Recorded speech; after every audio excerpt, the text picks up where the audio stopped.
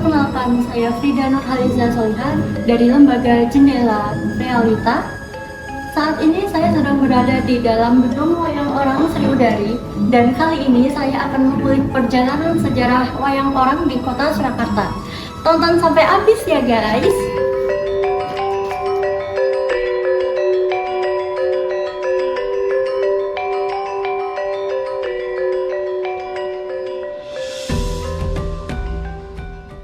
Halo pemirsa, sekarang saya akan mewawancarai salah satu pemain gamelan di gedung Wayang Orang Sriwedari.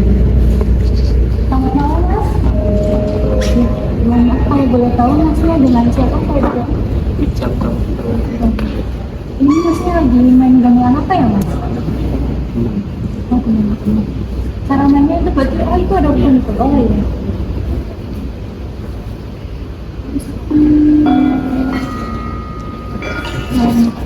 Masnya sudah berapa lama ya mas mengabdi di luar negeri?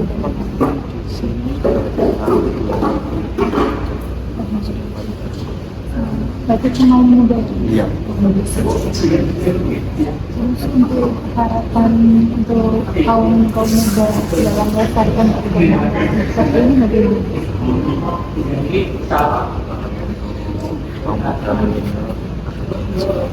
Bisa lebih mencintai kebudayaan. Mungkin kalau yang orang kali ini merupakan satu yang terbaik seluruh Indonesia.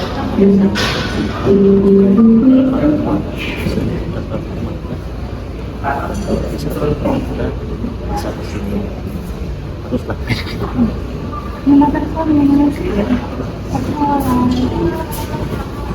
Sejarah awal gedung Wayang Orang Sriwedari. Wayang Orang Sriwedari merupakan salah satu warisan budaya yang masih dilestarikan hingga saat ini.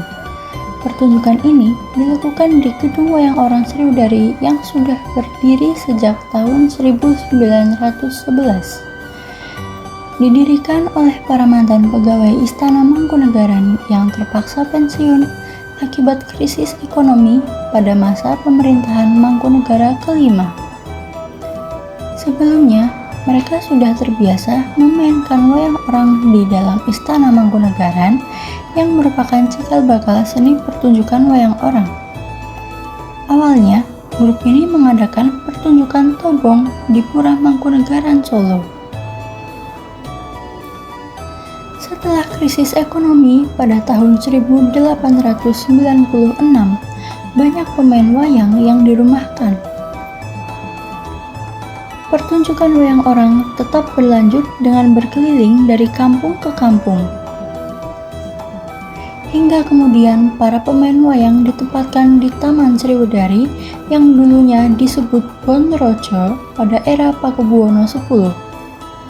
Gedung Wayang Orang Sriwedari dibangun permanen pada tahun 1928 hingga 1930 dan dilanjutkan pada tahun 1951.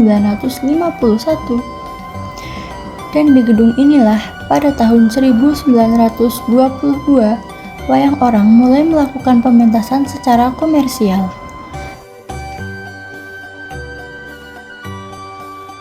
Malam pemirsa, kembali lagi bersama saya Frida Nurhaliza Soliha di gedung Wayang Orang Sriwedari, dan kali ini saya akan mewawancarai sutradara untuk cerita malam ini. Selamat malam mas. Ya, selamat malam. Boleh saya tahu dengan siapa saya bicara mas? Saya Tri Ageng Kiatnomukti. Ini sutradara, ini malam ini lakonnya apa ya mas? Malam ini lakonnya Bambang Dewa Kasimpar. Boleh diceritakan sinopsis singkatnya mas? Ya, jadi Bambang Dewa Kasimpar itu adalah Semar yang menyamar. Nah, penyamarannya itu adalah ketika Semar itu kehilangan istrinya, yaitu Kanestren, dan sudah lama tidak sowan ke kerajaan Amarta dan dicari oleh Pendawa. Nah, ketika si Semar sowan ke Yang Wenang, atau bapaknya Semar itu dikasih cara dengan cara itu harus menyamar jadi Bambang Dewa Kasimpar. Nah, di dalam permasalahannya ini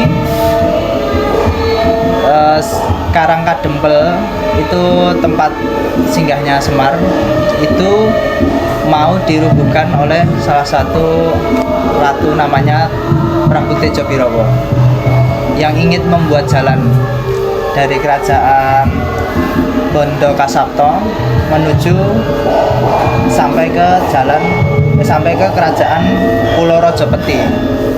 Nah, di situ si Prabu Tejo Birowo itu membuat jalan atas dia menuruti syarat agar bisa memperistri namanya Dewi Sutiragen. Nah, Dewi Sutiragen itu yang berasal dari Pulau Rojopeti. Nah, syarat untuk bisa memperistri si Dewi Sutiragen harus membuat jalan dari kerajaannya Tejo Birowo, yaitu di kerajaan Bondo Kasapto sampai ke kerajaan Pulau Rojopeti. Nah, di situ para Punakawan itu tidak terima ketika Karangkadempel tempat singgahnya Semar itu dirubuhkan. Dan tidak hanya itu, ternyata si Raden Arjuna itu juga ikut membantu si Prabu Tejo Birowo yang diiming-imingi kalau mau ikut membantu akan dipermudah Raden Arjuna untuk bisa memperistri si Dewi Banwati yang sudah jadi istrinya si Prabu Duryudono, dengan cara Prabu Duryudono akan dibuat cerai dengan Banwati dan Banwati akan sama Arjuna. Dengan iming-imingan seperti itu, jadi Raden Arjuna mau. Nah, suatu ketika si Punakawan itu mencari bantuan, bertemu sama Bambang Dewa Kasimpar.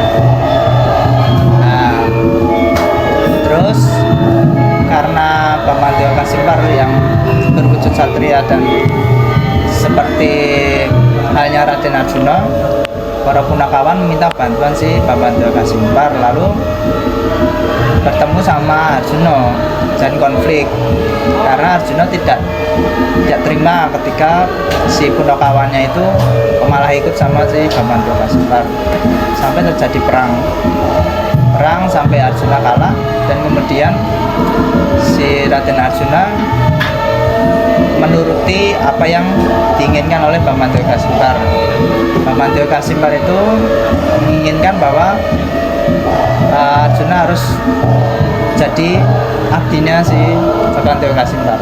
Jadi dibuat malu Arjuna, suruh si Raden Arjuna harus mau jadi abdi seperti Punakawan. Karena Raden Arjuna merasa dia sudah kalah dan harus menepati janjinya, yang kalah akan menuruti kemauannya, dia mau. Terus kemudian pergilah Bambang Dewa Kasimpar itu pergi menemui Tejo Birowo yang ingin merusak Karangkadempel itu. Nah, setelah bertemu si Prabu Tejo Birowo, terjadi perang, dan yang menang akan berhak mendapatkan Karangkadempel tadi. Terus sampai akhirnya si Tejo Birowo itu kalah dan berubah wujud. Ternyata Tejo Birowo itu adalah tokoh, dan adiknya yaitu Soro Birowo itu ternyata juga si Milung yang menyamar jadi adik Tejo Birowo itu. Terus di situ Semar juga bandar, Jadi Bambang Dewa Kasimbar tidak berada di Semar. Terus di situ sudah penggenaan yang intinya bahwa si Tebgok itu bosan dan jadi pamomong, jadi abdi terus bosan. Semar juga begitu bosan. Tapi karena si Semar itu diberi wejangan sama Sang Hyang Wenang dengan cara harus bisa menyelesaikan tugasnya sebagai pamomong Pendawa atau tugasnya sebagai pemomong satria yang baik. Kalau yang Tebgok itu kan tugasnya di satria yang jahat, si watak-watak yang jahat, tapi Semar itu yang baik. Sama-sama bosan, tapi si Semar mendapat wejangan bahwa harus menyelesaikan tugasnya dan jangan sampai Semar itu putus asa. Terus dikasih cara seperti tadi, nanti untuk meluruskan si Arjuna yang tadi sudah terhasut sama si Tejo Birawa yang ingin menjadi jahat tadi. Terus setelah selesai itu datanglah si Sutiragen beserta bapaknya. Ayahnya itu Prabu Sosro Darmo. Nah, di situ menjanjikan siapa yang sudah mengalahkan Tejo Birawa akan mendapatkan si Sutiragen. Nah, ternyata Sutiragen itu adalah Kanestren, yaitu istri Semar yang sudah lama hilang. Tapi dia istilah Kanestren itu kan bidadari ya. Dia itu menjelma menjadi manusia dan menyamar jadi si Sutiragen itu. Akhirnya bertemu di situ. Nah, setelah pertemuan itu, terus si Sutiragen itu kan punya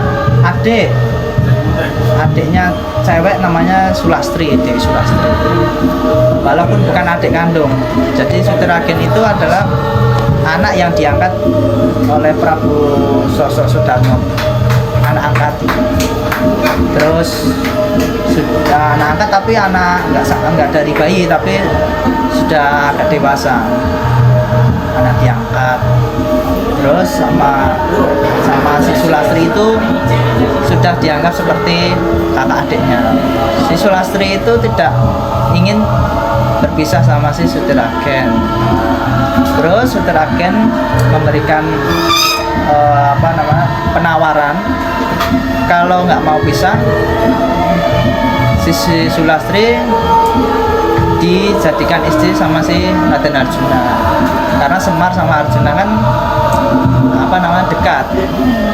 Si Semar kan abdinya Arjuna, jadi akan mudah jika kalau terus akhirnya mau. Dan besok si Sulastri itu kan jadi istrinya si Arjuna. Besok anaknya Arjuna sama Sulastri itu si Raden Irawan. Untuk pertanyaan selanjutnya nih Mas, ini tuh biasanya kalau di backstage seperti ini persiapan yang dilakukan sebelum pentas itu apa aja Mas? Persiapannya ya salah satunya yang utama rias, kostuman. Setelah itu nanti setelah sudah selesai kostuman sama make up, terus nanti penuangan nanti di situ keperluannya apa dan bagaimana. Dan setelah mendapatkan penuangan itu setiap pemain wayang itu langsung spontan, jadi tidak ada latihan. Jadi sini sudah profesional dan sudah bisa untuk langsung berimprovisasi di panggung. Jadi yang siapanya itu ya harus mendalami, harus mengetahui alur ceritanya dan mendalami karakter dari tokoh yang diperankan itu. Terus untuk gedung wayang orang ini itu didirikannya kapan ya Mas? Gedungnya 100, ini mau 15 tahun ini berarti piro ya? 1910 ya? 1910. Karena ini mau meredah dari 25. Ini sudah beranjak 115 tahun besok Juli itu. Berarti sudah cukup lama ya Mas Sudah ya? lama sekali.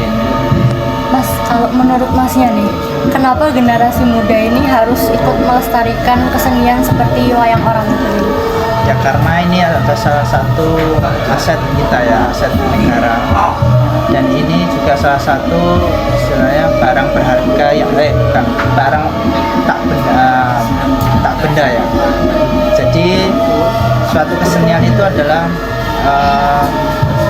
ibaratnya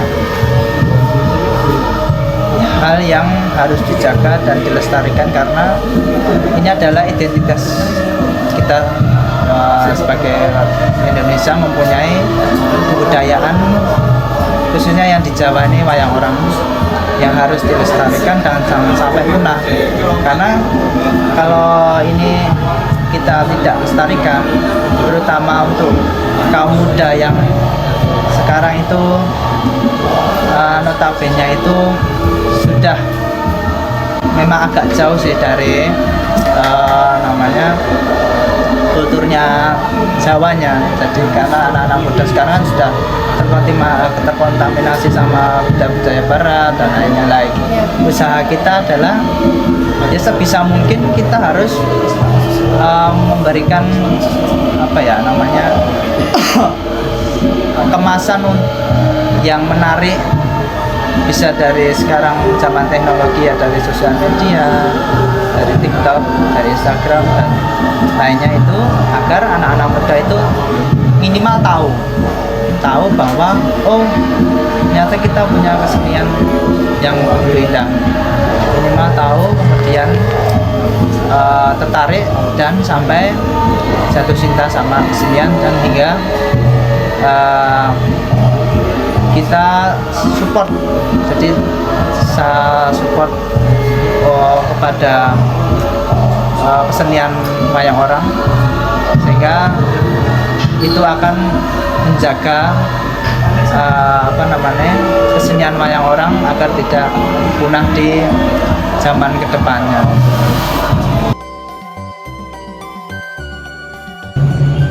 Nah, itu tadi cuplikan pertunjukan wayang orang Sriwedari ya teman-teman. Seru bukan? Nah, buat teman-teman yang datang ke gedung wayang orang Sriwedari, langsung aja datang.